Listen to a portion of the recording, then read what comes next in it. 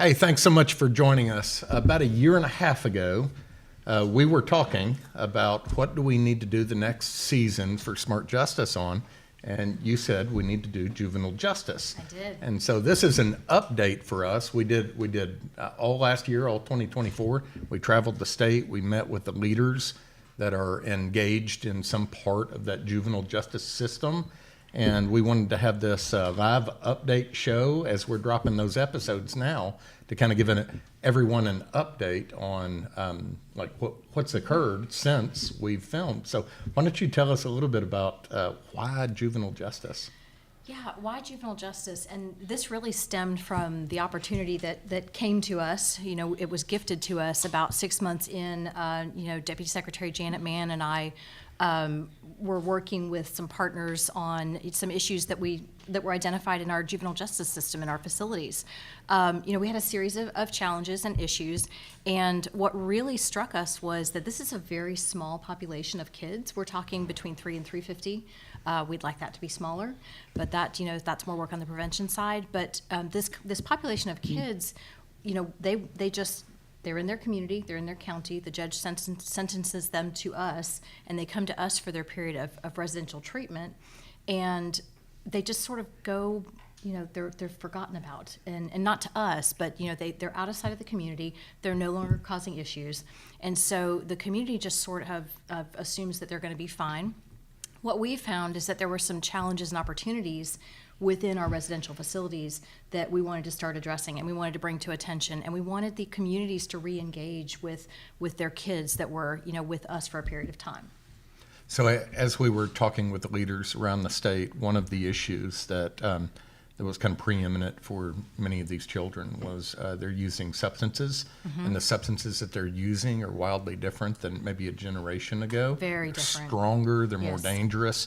And so the need was to provide additional services, substance abuse services for youth. And so I think since we did the original film for those episodes that are dropping off, DHS has made some investments in just that. Could you tell us a little bit about that, Janet? Sure, thanks.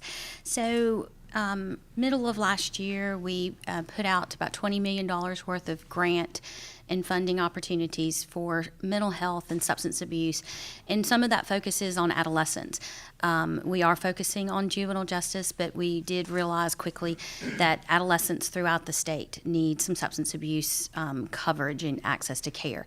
So in this area alone, we're looking at how do we help them with their substance abuse and doing some pilots so that we can then take those results and design some long-term programs that can then be carried into other programs at DHS. So that's what you're talking about, is some of that could be reentry for the youth that are coming out, but really this is a prevention angle.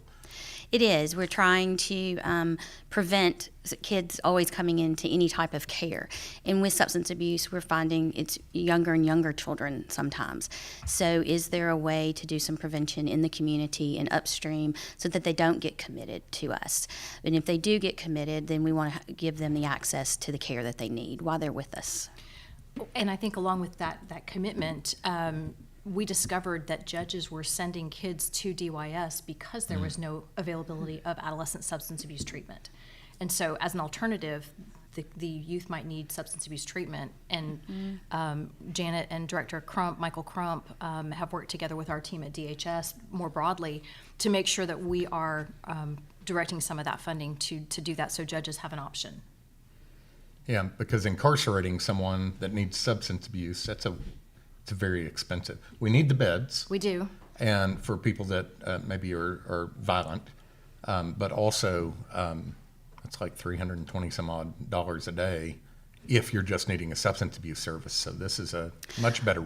Yeah, actually, if they've been committed to DYS, then they've been committed to a residential facility, but that is before any other health care needs. And so their substance abuse or their mental health needs are above and beyond that. And so really, if they've been committed to DYS for something by a judge, and it's appropriate for residential, but we really would like to see adolescent services be done in a different type of setting, the lesser setting, to be able to treat that as opposed to just being in a residential setting.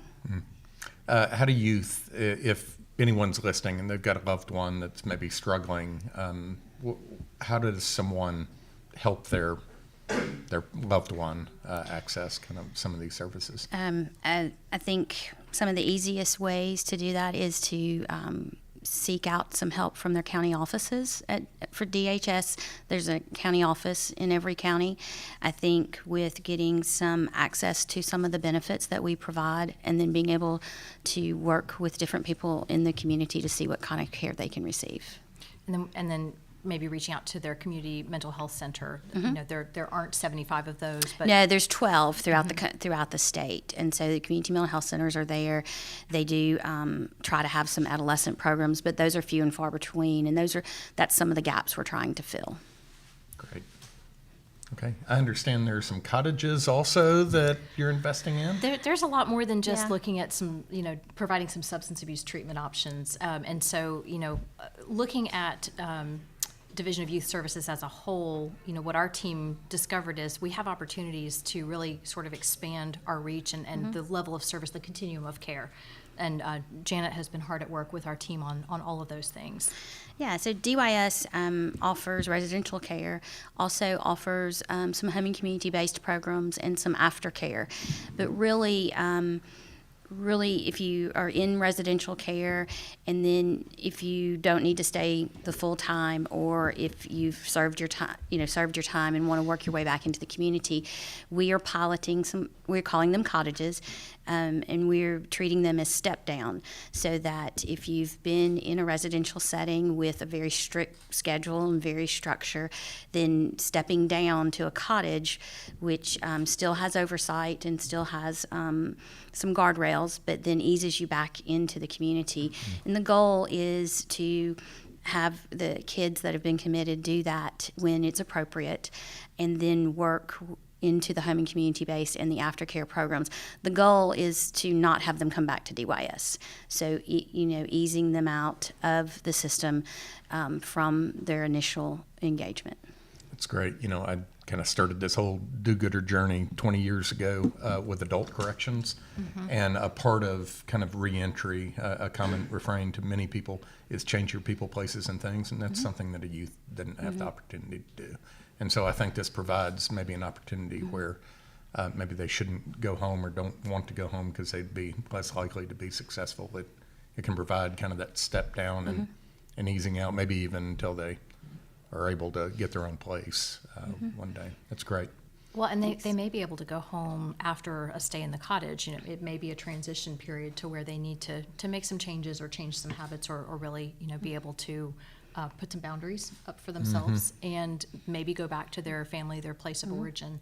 I think there's also been a lot of work done with our community partners who provide resources to both the families and to the youth when they come back out of care and they're going back to their communities. So I don't know if you want to touch on just some of the community partner work. Well, improving. the home and community-based partners are stepping up and really wanting to bridge that gap with what we're calling it community reintegration with the cottages, and really working with the residential contractor. And so being able to offer those services, a little more freedom, learning from their environment. We're also trying to do a little more with our education.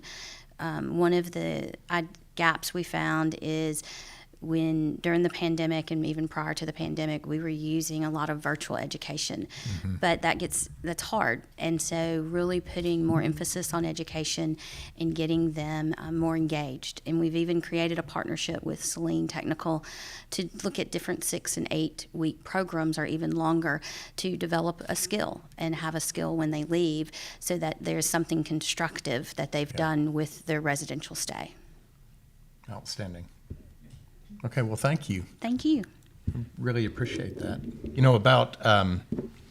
I guess it was about a year ago when we started filming, I got a call from the chief of police in Fort Smith, Chief Danny Baker, who has been a partner of this community-based 100 families there for some time. And he said that he had just finished completing his crime statistics for the city of Fort Smith, and crime was down again, but juvenile crime was up.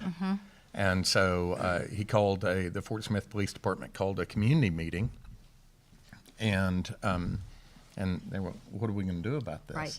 And so they started a program with Officer Blake Scott in Fort Smith PD, called Shield Our Youth, which is a community-based model in partnership with the police department.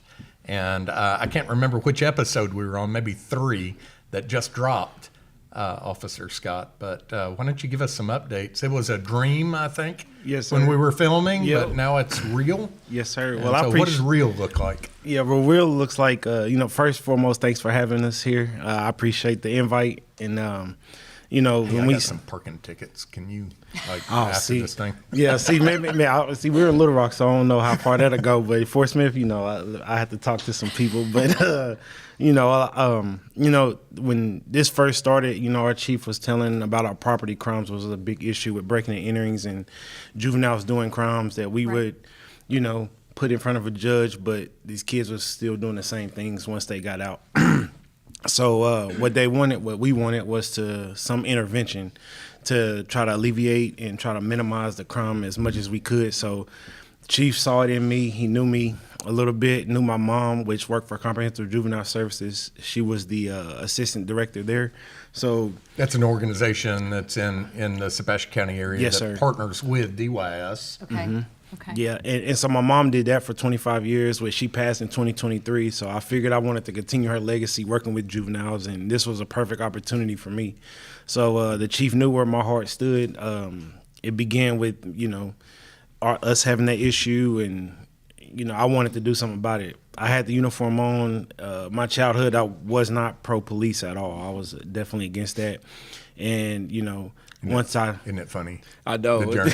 Yes, sir. The turnaround, and I tell these kids, statistics say that if you get arrested, you stay in the system. But I define that, and I feel like just because, they are dealt a bad card, that it's not the end, that they can turn that around and be prosperous and be successful in society. And so Fort Smith has dedicated you to Yes, this, sir. this Yeah. program. This whole initiative. Yeah, it's just me. So, and we know, we do the mentorship with 100 Families, which was wonderful. Courtney, she's the coordinator now. When we were riding together, it's like we're in the home helping. I'm mentoring the kid, speaking to the kid, and she's there getting the family into Hope Hub, which changed everything. There's families right now that thanks us every day that I'm out. They thank the organization and the process that they're getting the help and with the correct people right now. So Well, there's a lot to be said for being, of the community, Yes, right? ma'am. When you come to the state, we love kids too, but we want the kids to stay in their communities. It's a far Yeah. better place for them if they've got the right resources, and you're providing that. yes, ma'am, we're trying to, and like I said, I know it's a little difficult being one person. When being in Fort Smith, we have 90,000 plus people there, and I'm trying everything I can to help, even if it's one kid at a time. I'm here for that. That's what I'm built for. That's what I'm put the uniform on, is to try to change. So what does that look like? You said you've got someone from the community that's a part of 100 Families. They were doing some ride-alongs. Y'all would go into a home. How do you find out which home to go to? So we did it on 911 call. So if somebody called and said, I'm having a problem, juvenile call or runaway call, or, they're having a runaway with their child, we get a call for service number. Once they call dispatch, there's a call for service number that's established. And what I do is every morning I'll do a follow-up and see, problem juvenile calls, runaway calls. And then once there's a phone number established to that, I make the phone call to the family and see if there's anything we can do. And some How receptive are they? When, at Not first, always. When Popo's calling the home and saying, "Hey, you got a 911 call, and I'm Yeah. calling again," yeah. How does that discussion go?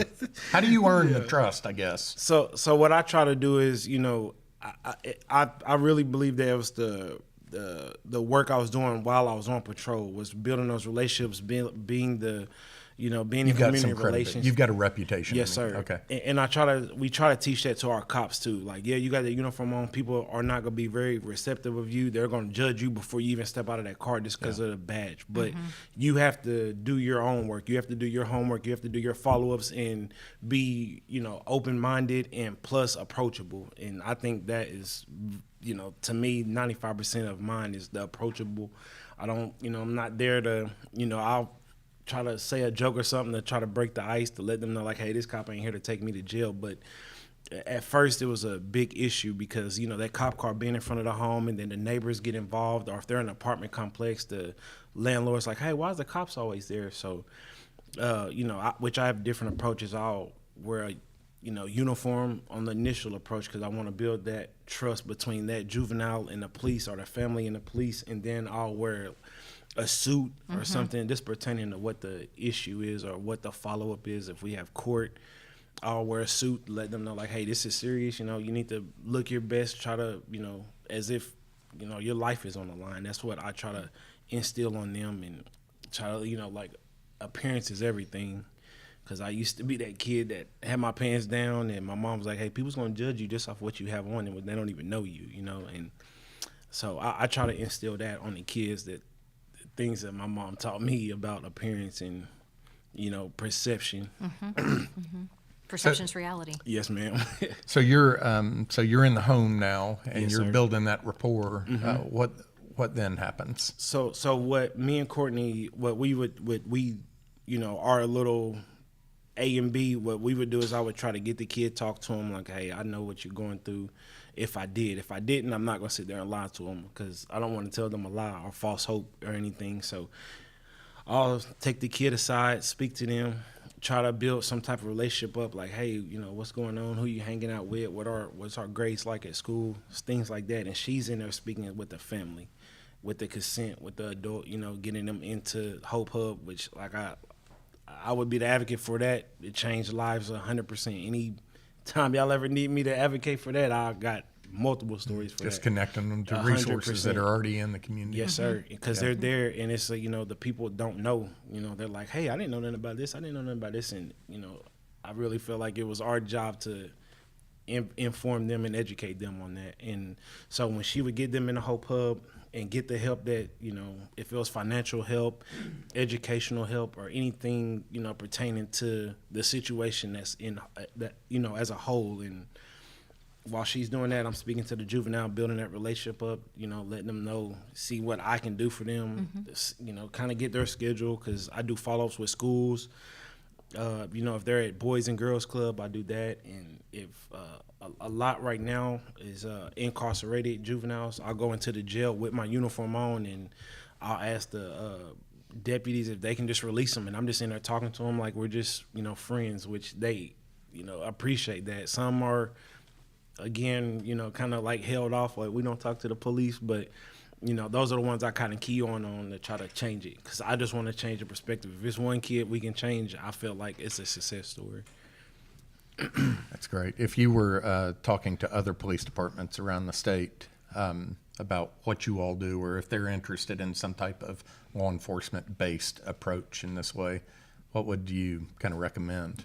First, I would tell a police department to find the officers that care, and find the ones that's just, some officers, are about traffic stops, some are fighting crime, which is needed, of course, but you have to find those officers that's open and, vulnerable, and, that have those difficult conversations to the community, because the community, like I said, one person wearing this uniform and wearing that badge can change everything. And you have to find that one officer or two or multiple that care for the community and want to change the, perception of what somebody may have done 20 years ago, 10 years ago, 5 years ago. So that's the first thing I would do, is find and, mold those officers to be community-based officers.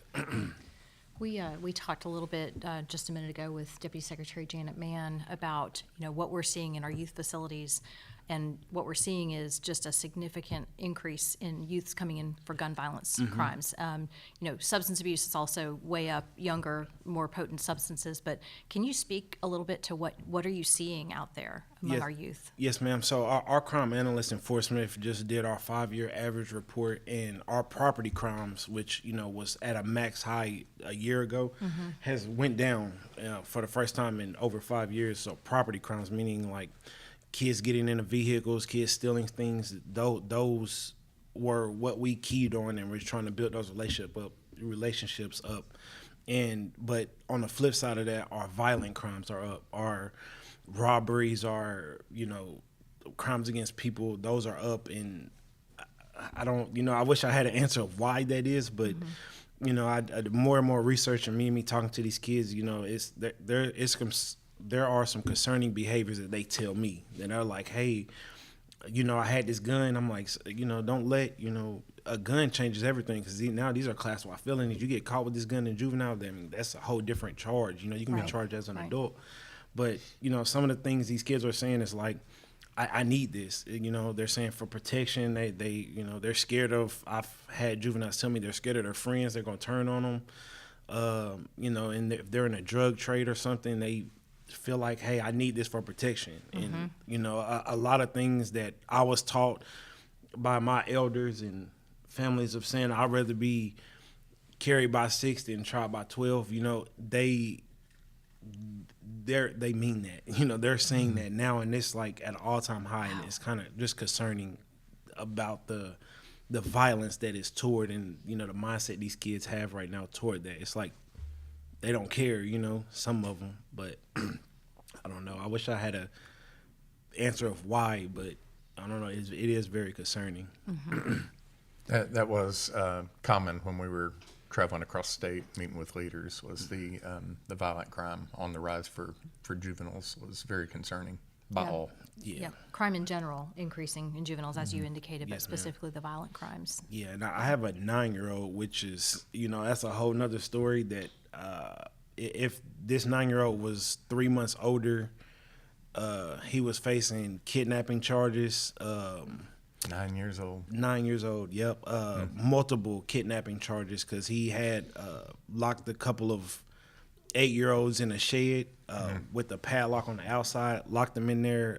One of them had a broken face, and lip was split with the teeth, lost a couple of teeth. But yeah, I was just, for that kid being that young was kind of eye-opening to me. And with our laws, if he's 10 years old, we can arrest. But with him being 9, we push up to the prosecutors, and of course the age, they declined to file. Right. But yeah, That's really concerning. Yeah, And then it those are the is. kids that end up coming to us, to our youth facilities. Yes, ma'am. Yeah. And I just went this past Friday, went to Mansfield to the treatment center and spoke to it was 42, 45 juvenile males. And that was the first time that they said they seen a cop there, and they let us speak. And there's another officer that is with me that does a crisis intervention. She's a female, and she has a resiliency project, is what she does with working out, and kind of get their mind, occupied with working out and not, thinking about the things they're doing. And that was very well received from them, and they thank us and want us to come back for that. So yeah,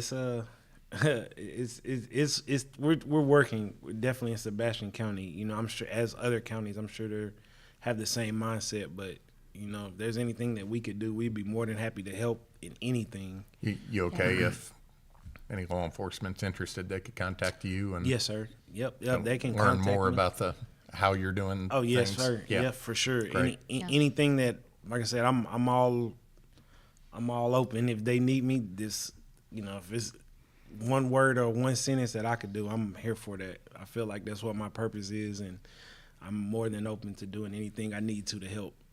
Well, you're doing amazing work, and we're grateful that you went out to Mansfield. We definitely would be open to you going to the other facilities we have across the state. Oh yes, ma'am. Well, I appreciate it.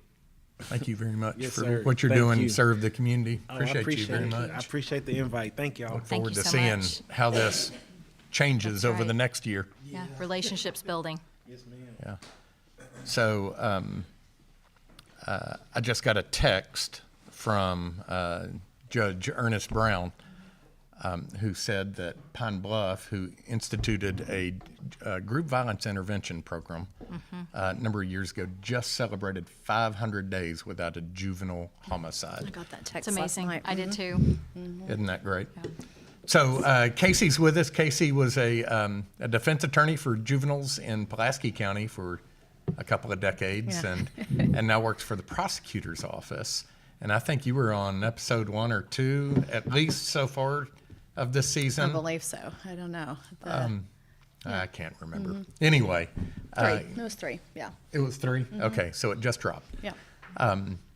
And so I think we did interview with you, Casey, about a year ago. Yes. I was What's- only a year into it at that point. It was just my year anniversary is about what that was at the Okay. prosecutor's office. So in the past year, what's happening, and what are you planning kind of for Pulaski County? Well, I mean, in reality, we're in Will's first term. That's my boss, Will Jones is, and he took office in January of 2023, and then I joined him just about 6 months after that. And so, the big structure of everything he was trying to do, I feel like that we have bitten off at pieces of each of those goals that he had, and I think we're appropriately into those goals at this point. And so even in the past year, a year ago, we had just switched over our technology. We had an archaic technology system within our office. Everything was still paper files. Everybody was, writing on their files. And last March, which a year You ago was upgrade still the fax machines? we upgraded to fax machines. I think we've tried to eliminate fax machines at all costs in there because no one ever gets what actually comes into the fax machine. So Carpel case management was implemented. It was a very big undertaking in just bringing us up to this 21st century and letting us have access to better digital technology, having our files with us anywhere we go. If we need to work on something, having access to all of that within the court system is really helpful. And we receive that now from law enforcement in a digital uploaded way, which allows for faster case processing, which is a really big deal in a judicial district that has the caseload that we have.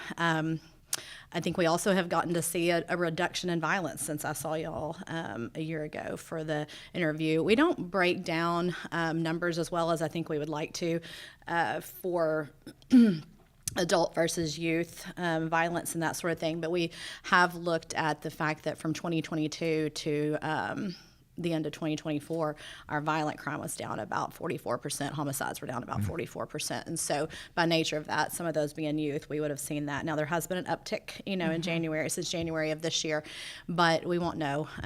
Hopefully that will slow back down. Sometime there are just those unfortunate situations that cause that uptick, but it has definitely slowed down since January. And as far as the GVI that you mentioned, I feel like we've made great progress with it. I think just a year ago we were starting to get into that, hearing and learning from Jefferson County and from Judge Brown and what impact that was starting to have, and started to advocate for it to be brought to our judicial district. I don't know that our state can be hugely successful at the youth violence reduction if our capital judicial district doesn't take that on. And so funding is always, an issue with that, and just looking for the funding and convincing people that it is that have the ability to fund it, that it is important enough to do. But seeing the success that Jefferson County has had, I think, has definitely caused a lot of newfound interest. We do have our county judge appearing to be very interested in helping bring that here. Our mayor is clearly very interested in helping bring it here. I think our mayor of the city of Little Rock. We also have reached out to the mayor of North Little Rock, and he seems interested. I've talked to the police chief, both in Jacksonville and our police chief here. Both seem very interested in it. So I think that big picture, we can see that coming and working in our county as a whole. Just getting it started and getting it going in Little Rock so that we can feel that impact big and soon is most important to us at this time. But I feel like for the first time we have a lot of really important leaders sitting around the same table. I won't ever sit and say that we are any part of that. We have been thankful and fortunate to get to sit around those tables and try to see that movement. I think it's the only way that we're going to attack youth violence, and working on that 2-generation model that I think that GVI really does focus on, with the help of Restore Hope and 100 Families. We have, and you, Paul, put this best to me for my brain to understand, but that GVI is infrastructure. That's really helpful for me to understand, because I got a little bit down one day feeling like there was a lot of funding that had been cut, just federally, across the board, and that feels like it hurts a lot of our services. We've always felt like we had services in place, but not infrastructure in place. And so the advocacy that we've been doing for the last year has been to bring that infrastructure here. And then I by no means want that to mean that our services dwindle or go by the wayside. So both are very important, but having that structure in our judicial district and in this county specifically to bring all of those to the best way to work is still a very important thing that we are behind and working on. So. Well, and it feels like one of the most important things we've been able to do. Like a couple months ago, we were actually in this room around this table eating lunch with Pulaski County partners, right? Yes. And so calling attention to the need in the communities, the prevention-focused aspect of GVI and of the work that you all are doing in the prosecutor's office specifically. A little bit of a different approach for a prosecutor's office, but it's also one that, Governor Sanders with the PROTECT Act and all the different pieces of prevention funding that have gone into place have really been coalescing this group to where we actually had a group here to talk about that approach. So I got it's been the chills at that Right, at that group. It was right. the best that I'd seen in 2 years of us. Really, everybody that has wanted and fought for it and advocated for it for 2+ years. It seemed like we got all the important players around the table, and that we had a really good response and a really good reaction, and then a desire of everybody to get on board. And I don't know that anything would make me more proud than to think that, we finally make that progress here, like you said. And for the prosecutor's office to hopefully be pushing or leading that in some way, I do think speaks a lot to how Will wants to address the issue. It isn't just about suppression for him. It isn't just about prosecution. That always needs to happen. It has to happen from our office, and it has to happen to the extent that it protects our community and makes our community safer as a whole. But we are never going to do that successfully if we haven't also gotten our hands in the prevention intervention piece, and that part is very different. And it makes me very proud of him. I would not have come and worked for anybody else that didn't have that goal, and that was the thing that wooed me over here. And I guess I sat before you today, and I feel like stronger and more hopeful than I did a year ago, because it feels like each month, each table we're around, each session that we move to, even though it can feel like a lot of talking sometimes and not seeing all the action all the time, because it just can't move as fast as we all want it to move. Every time that we're around a table, I feel like we're one step closer to it, and so that's a real positive. I feel the same way. Yeah. I mean, we're in the hard part right now of turning over rocks, trying to find the money to invest in some of that infrastructure pieces that are needed. Yeah. But I think we've identified some real potentials. By end of this calendar year, I I think think so too. I think we'll have the funding to get started. Yeah. It's good stuff. It is good stuff. Hey, Doc. Hey, how How are y'all doing? you? Good to see everybody. Hey. So Dr. Fitzhill just joined us, and we're just doing updates Yep. from when we dropped episodes, and I think your episode just dropped. Yeah, it was good. I appreciate y'all did a great job. That was good work. I mean, yeah. It's them right there. Okay, yeah. Well, yeah, I've got a lot of Karen. comments on your narration. Oh, yeah. Well, I read. Yeah, I can only read take it. credit for reading it. Yeah, you read And the if you script. saw all the takes, I don't know that you'd be giving me any props. Yeah, no, it was a good job though. This is appreciate you all bringing this crisis to the surface, and rather than just on the back end of treating it when it happens. And Yeah. we're really I'm excited about what we've been able to do since the last time over the last year. I remember when I was just mentioned when the families that's how I met you, from the mothers who had lost their children, brought us into the office, and that connection. And they said, "Hey, we want you to go to the prosecutor's office." Nobody's ever asked me to go to the prosecutor's office before, and said we have a relationship. But I want to attribute that to Casey's and Will outreach to that community of hurting communities, which we had been talking to the mothers of black sons standing against death, and just trying to look at how this hurting community really needed a voice.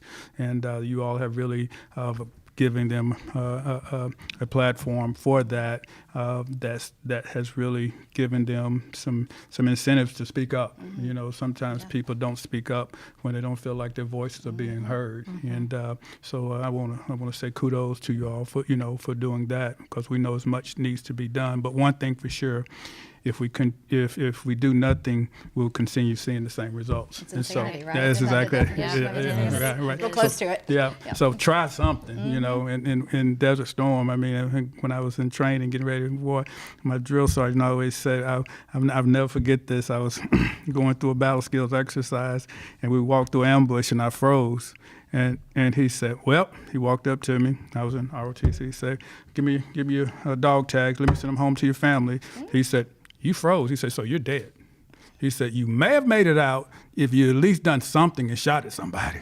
He said, but because you done nothing, you're done. He said, so when you see drop, roll, do something, but don't freeze. And so that's what we're trying not to do with this crisis, is to do nothing and continue to just talk and, well, hope something happens. Hey, like I say, we'll ask for forgiveness before we ask for permission, but at least we're going to try to do something, you know, and try to make something happen. I appreciate what you all are doing in order to shine a light on this darkness that continues to plague, you know, in the United States of America, 30 black families every day. Every day. I mean, so when you look at it to realize, you know, I think I did the numbers on your show, and I said, you know, if that was happening in any other country, you know, we'd send Navy SEALs in.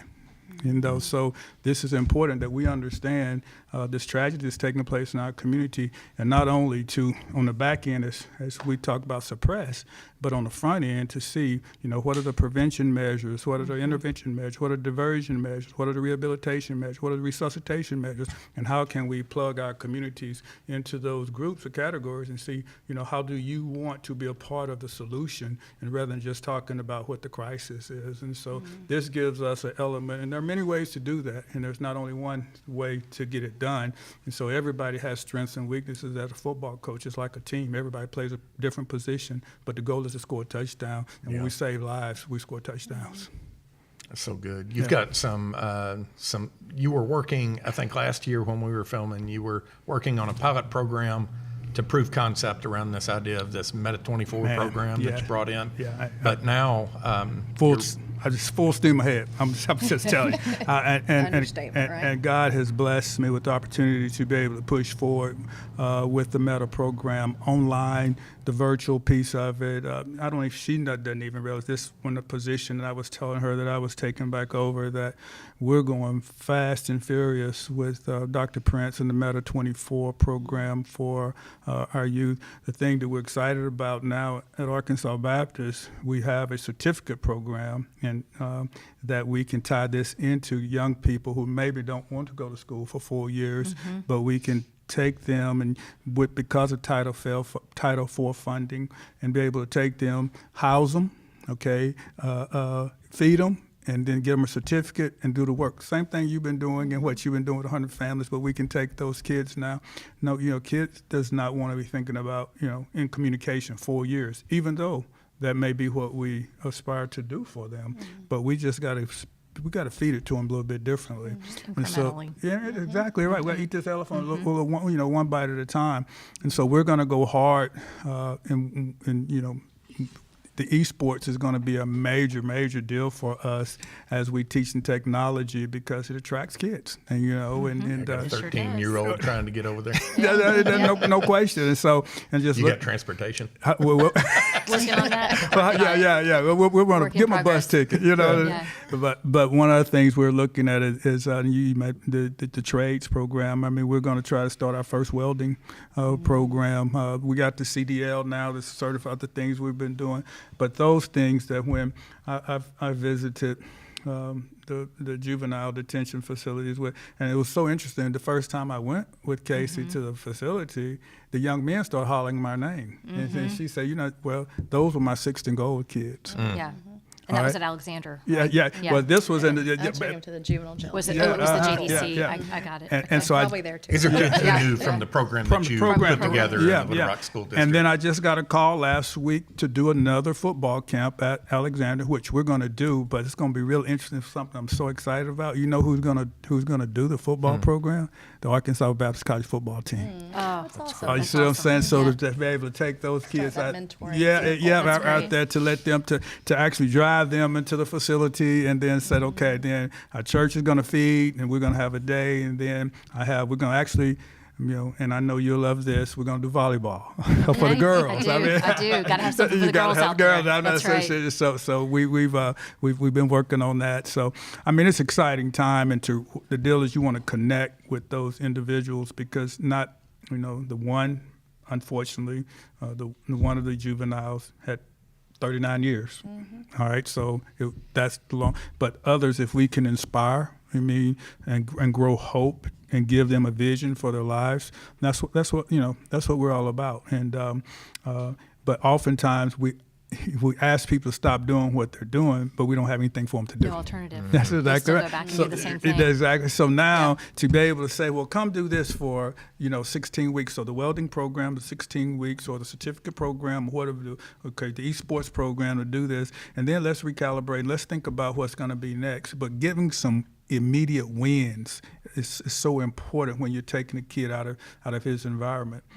Just last week, Coach Bailey and I, in recruiting for Arkansas Baptist College, we went to Greenville, Mississippi. All right, because we on our way we stopped through the Delta, been to Dumas, and we just and kids said, "What are you going to do?" Nobody asked me to do anything. We recruited 7 kids just by asking our kids to come and understanding.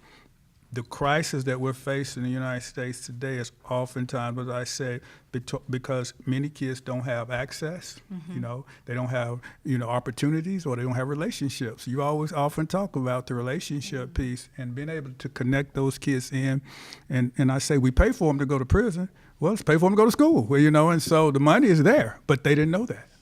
And so, hey, that's the deal. We'll figure it out. You want to come? Let's go. But what we realize, the reason that the prison population continues to grow is because the enrollment of black males being in higher education and finishing high school is decreasing.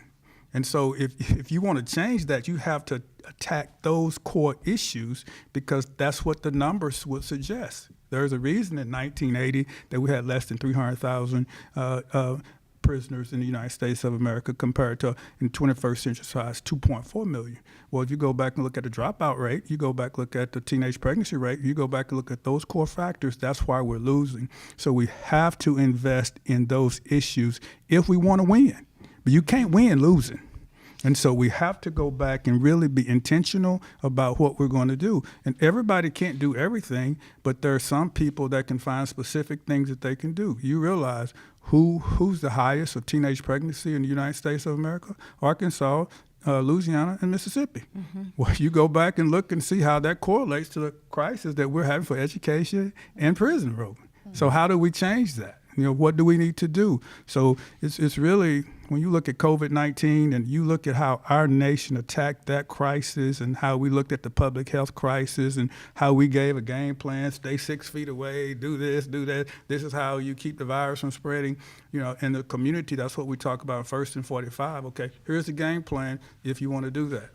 So the recruiting game plan, what I ask all my guys to regurgitate, it's real simple. All right, I have my non-negotiables come to Arkansas Baptist College to get in this program. No guns, no knives, no drugs. That's it. If you want to fight, we'll start a boxing team, and then we'll go 3 rounds with 3 others, and then we're gonna hug each other because you know channels, why? healthy You are channels. my brother's keeper. Yeah. All right, that's what if you do that, I need you to do 3 other things. You won't bring it? Nope. I need you to wake up, show up, and follow up. Will you do that every day? I said, when you take a rock and you hit in a stone, it's not the first one that cracks it. It's usually the 99th one that breaks it. So you're going to hit it every day to get to where you want to go. I said, if you'll do those 6 things, I got 3 things for you. I'm going to give you fatherly love, okay? With all the good food, soul food cuisine, as you know, that you want it. You've been there. I can testify. Yeah, exactly right.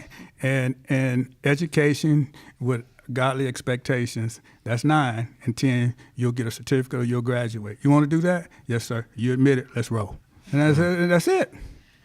I mean, so we don't need to do all of this stuff and have to give a kid with, no, it's too complicated. We're trying to find reason to keep people out. I'm trying to find reason to get them in. So when we do that, then we can change their lives. In order to clean a fish, you got to catch it first. You know, we try to clean fish, we ain't caught them. You know, so we just continue to try to reach out and touch those who are not being touched. His, every time I hear him speak, or anytime even at a table with the two of you, and this won't be long, I know we're almost done, but it's the relationship piece. I think is. that relationships are what, we say all the time, hurt people, and the community, the relations have to heal the people. And so that starts with us. If we're going to be the ones working on it and working on down, and when he speaks like that to the kids and the boys that he's trying to recruit there, that's the piece that is being created is relationally. And I do think that we've made huge strides on that this past year, just building relationships and knowing who we can trust when we show up at a table to do the work. So Yep. And then hopefully changed kids go back to changed families. Absolutely. trickle on down to them. Yep. Questions, Karen, Ty, anything from, are we good? So comprehensive, you've answered them. Okay. Great. That's what we Outstanding. hope to Well, do. thank you all, both of you. Yeah, For, thank y'all. It's a real honor to be able to Thanks. work with you in this community. Wonderful partners. Try to help folks. And I appreciate what you all are doing to bring up, to shine a light on this and to offer alternatives in various ways. The 100 Families piece, you have to have that supporting element there as one, because many times the suspensions send kids back home. That's right. All right, and then so you send them back to the trauma that caused the suspension. And then that's what we find out, that 90% of those kids are in the juvenile detention facility Right. and will recidivate within 5 years for 12-year suspension in Pine Bluff. So we can't just send our kids out. That's not the solution. Right. And so what you have there for a family aspect of it is incredible, and I appreciate what you all are doing. It's infrastructure. It's Yep. caused You know, deeper it's- relationships with our school partners too, Yes. which is good. Yeah. So, Well, thank you all. Cheers. Yeah. Thank you. thanks. Yep. Episode 5 is out on Thursday. So if you're just, if you happen to make it this far into the live episode and you have no idea what we're talking about, there is a season of Smart Justice on juvenile justice. 4 episodes are out now on audio or on YouTube. You can binge watch. And you can binge watch up to this this point. And episode 5 will be out Thursday, and the last episode will drop next week. So thanks for tuning in. Appreciate Thank y'all. you. Thanks. Thank you for having me.